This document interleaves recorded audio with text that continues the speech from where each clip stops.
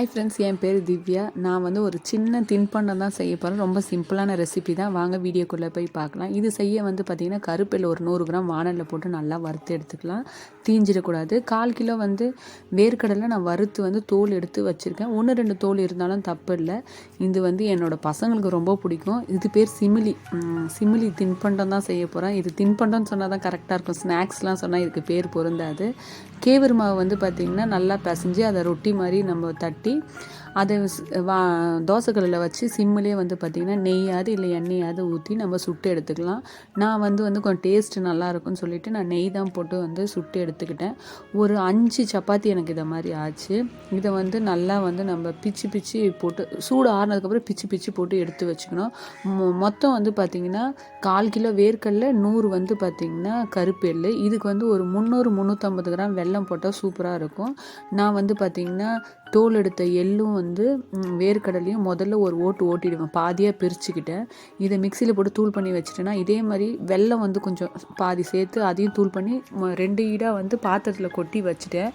அதுக்கப்புறமா நம்ம சப்பாத்தி மாதிரி பிச்சு வச்சுருந்தோம்லாம் இதை தனியாக வந்து குறைன்னு அரைச்சிட்டு இப்போ இது கூட இந்த பாதி பேஷனில் இருக்குது பாருங்கள், எள்ளு வேர்க்கலாம் அதை போட்டு சப்பாத்தியும் கொஞ்சம் போடணும். அந்த ரொட்டி நம்ம பிச்சு போடணும், அதை அடியில் போட்டு குறைன்னு ஆக்கிறதுக்கப்புறம் இந்த பாதியை எடுத்து போடணும். உங்களுக்கு புரியலாம் மறுபடியும் வீடியோ பாருங்கள்.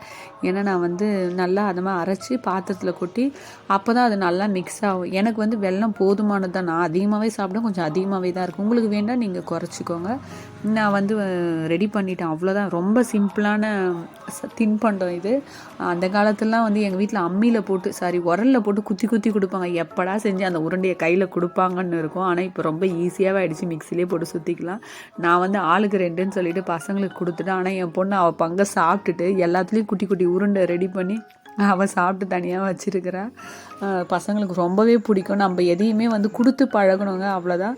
எனக்கு வந்து பார்த்திங்கன்னா கஞ்சி அந்த வேர்க்கடலைன்ற கேவரு மாவுலேயே ஒரு டம்ளர் வந்து கஞ்சி எடுத்துக்கிட்ட சூடாக குடிக்கலாமேன்னு. ஹவுஸ் ஒய்ஃபோடவே இருந்துடாமல் நான் வந்து பார்த்திங்கன்னா எனக்காக தைக்க கற்றுக்கிட்டேன். ஆனால் கல்யாணத்துக்கு முன்னாடிலாம் நான் வேலைக்கு போயிட்டு இருந்தேன். அப்போ தான் இன்ட்ரெஸ்ட்டாக போய் வேலையை விட்டுட்டு வந்து தைக்க கற்றுக்கிட்டேன், நம்ம தச்சு போடணும்னு. ஆனால் இப்போ தாங்க அது யூஸ் ஆகுது. நான் எல்லாருக்கும் என் ஃப்ரெண்டுங்க தெரிஞ்சவங்களுக்கு நீ போட்டிருக்குது நல்லா இருக்கே எனக்கும் தச்சுக்கணும்னு சொல்லி ஒரு 5-6 பேர் என்கிட்ட கொடுத்து தைக்கிறதுக்கு ரெகுலர் கஸ்டமர் இருக்காங்க. நான் எல்லாருக்குமே தைக்க நேரம் இல்லை, இருந்தால் நம்ம எல்லாருக்குமே தைச்சா நல்ல பைசாங்க. உங்களால் முடியும்னா கண்டிப்பாக வந்து ஒரு கைத்தொழில் கற்றுக்கிறீங்கன்னா அது டைலரிங் கற்றுக்கோங்க. இப்போலாம் வந்து டைலரிங்க்கெலாம் பயங்கரமாக பைசா வாங்குறாங்க. நான்லாம் வந்து நார்மல் ப்ளவுஸ்க்கு 100 ரூபா தான் வாங்குறேன், லைனிங்க்கு 200 ரூபா வாங்குகிறேன்.